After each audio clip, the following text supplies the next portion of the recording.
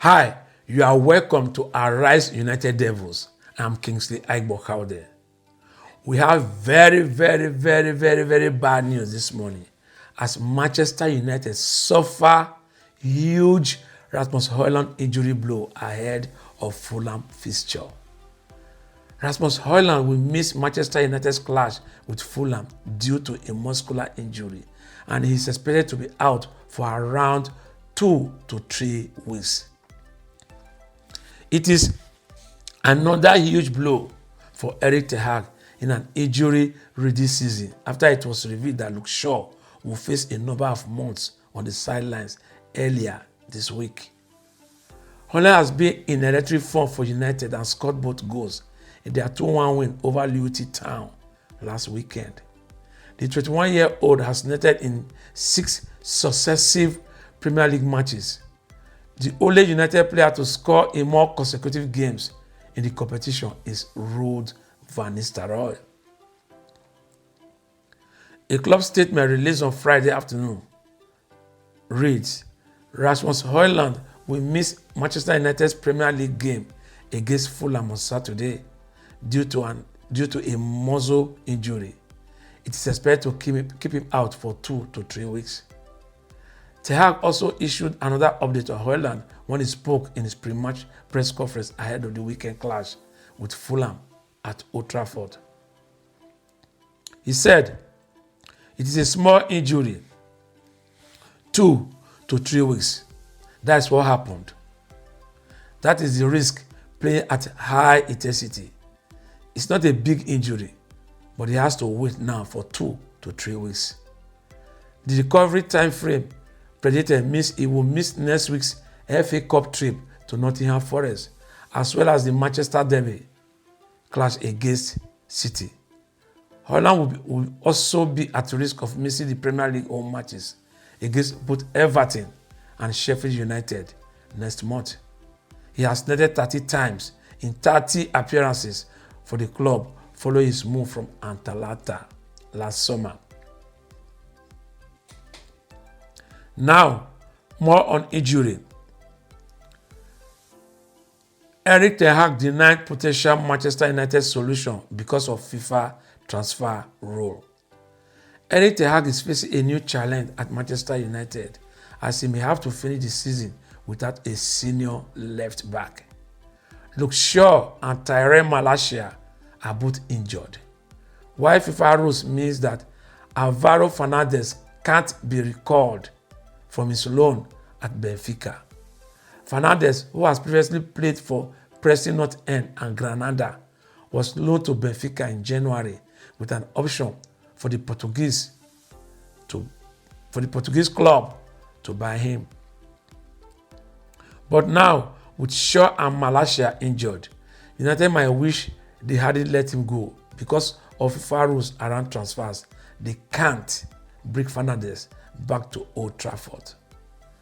Players can only play for 2 clubs in one season, and Fernandez has already played for Granada and Benfica this year.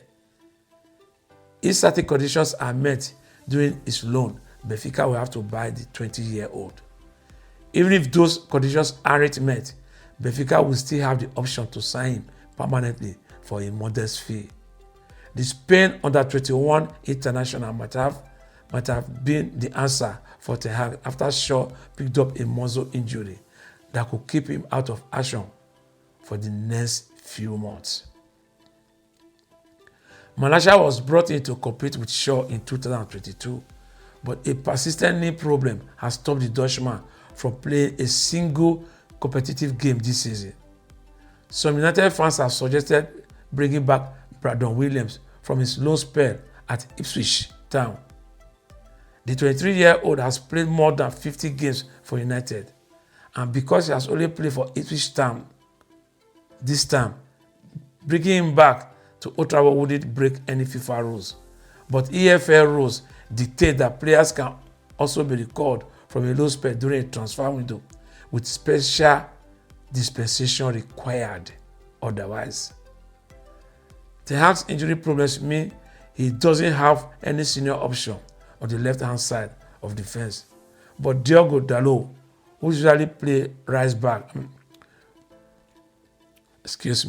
But Diogo Dalot, who usually plays right back, has impressed when he's had to fill in this season. Our next story is on the assistant coach to Ten Hag. The headline on him is Erik Ramsey agrees Manchester United departure for first managerial role. Manchester United coach Erik Ramsey has agreed to join MLS side Minnesota United as their new head coach. The Manchester Evening News understands Ramsey was their top target for the position and is set to officially take up the role in just over a week's time following the Manchester derby clash with Manchester City. It means Ramsey will miss the beginning of the new MLS season, with Minnesota set to start their campaign against Austin FC this weekend. They also face reigning champions Columbus Crew on March 2, with Ramsey's first match likely to be the away trip to face Orlando City a week later. Minnesota were the latest club to show an interest in hiring the highly rated coach as a manager, after Ramsey was also considered for the Swansea City job last month. United feel the continued interest in Ramsey highlights what a highly regarded coach he is and why they won't be standing in his way to deny him such a good opportunity. They will be sad to see him leave. Ramsey previously spent nearly 4 years as a lead professional development phase coach at Swansea at the very start of his career, before joining Shrewsbury Town as academy manager. He then moved to Chelsea's academy before he made his switch to Old Trafford in 2021, initially working as a set-piece coach under Ole Gunnar Solskjaer. Since then, Ramsey has become an integral part of the coaching setup under both Ralf Rangnick and Ten Hag, and remains one of the most highly rated young coaches in the professional game. A lot has been made of United's set-piece record, but Ramsey has taken on a much wider role since his arrival.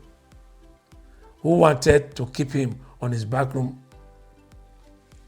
A lot has been made of United's set-piece record, but Ramsey has taken on a more wider role since the arrival of Ten Hag, who wanted to keep him on his backroom staff alongside assistant Michel van der Gaar and Steve McLaren.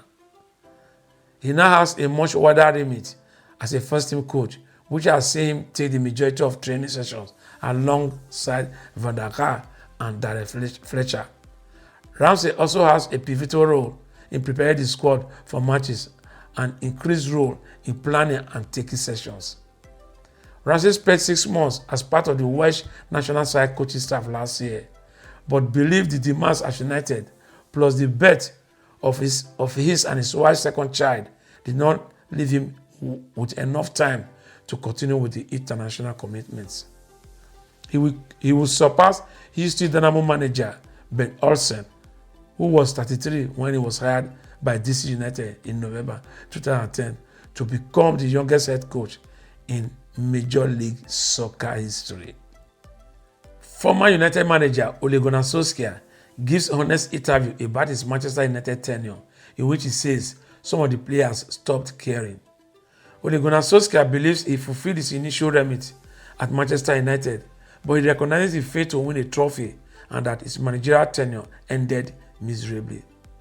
Solskjaer was appointed on an interim basis after Jose Mourinho was sacked, and a string of positive results saw the Norwegian given the job on a permanent basis.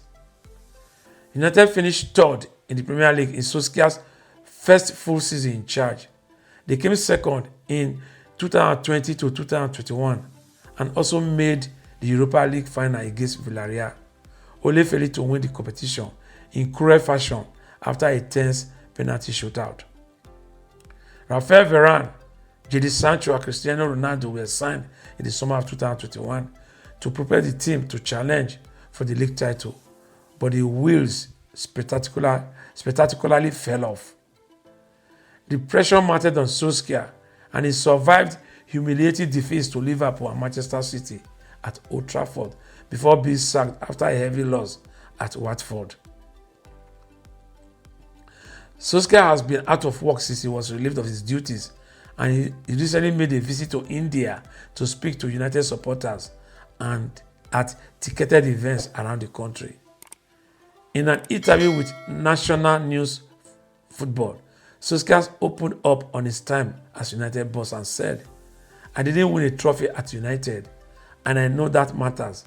I was a penalty kick away from winning one against Villarreal. But I fulfilled my initial remit at United, got people smiling again, got the team winning, laid down the foundations for good performances against all teams, and I did that. We were unbeaten away from home for 29 games. It's not easy to do that. We went to places like Manchester City and we beat them. We didn't win the league, but trust me, to finish second and third with the squad I had was an achievement." There were many lows, and one of them who looks back at the lows more than the highs. The end at Watford, well, you can't get lower than that. I more or less knew at halftime, so my team talk was about enjoying the last 45 minutes together and giving their all. Some of them have stopped running, they have stopped caring, but then in the second half we played well. Donny van der Beek came on and scored. We should have scored more. Then we got the sending off. 2-1 until the 94th minute. It sounded really bad that it was a 4-1 defeat. It was bad to lose against Watford, but it wasn't a 4-1 game. Harry Maguire was sent off at Vicarage Road. And United were hammered. It's the loneliest place in the world. It's horrible. And Solskjaer said about that day, "You want to sit down. You are 3-0 down, but you are a bit embarrassed. But you have to stand up and never give up. You have to stand up and show that this is your team. You've picked the team, and I've never shied from that responsibility." A day after the Watford defeat, Solskjaer received a text from Ed Woodward and was called into his office to be informed he had been sacked. "A very emotional day," Solskjaer said. "I didn't think it would be, but it was like leaving your family. I wanted to speak to the players, all the players, and say goodbye. I spoke to the coaches and the staff." Last of the news, Manchester United to play Liverpool FC and Arsenal on pre-season tour. Manchester United will play Liverpool and Arsenal on their pre-season tour of the United States. United will play Arsenal in Los Angeles at the 70,000-seater SoFi Stadium and take on Liverpool at the University of South Carolina's William Bryce Stadium, which has a capacity of 77,559,000 in Colombia.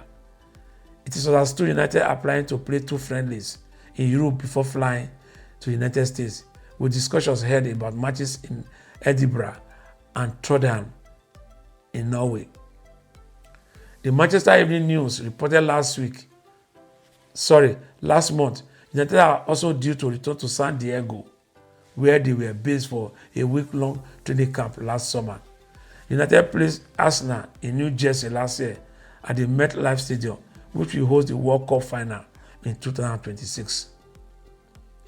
The United football director, John Murdoch, said, "We had an incredible time during last year's visit to the United States, and we were pleased to be returning with the men's team to prepare for the 2024 to 2025 season. The popularity of English football is continuously growing in the US, and we've come to expect passionate and enthusiastic support from our US fan base. They didn't disappoint last year, and everyone at the club is looking forward to reconnecting with those fans again this summer."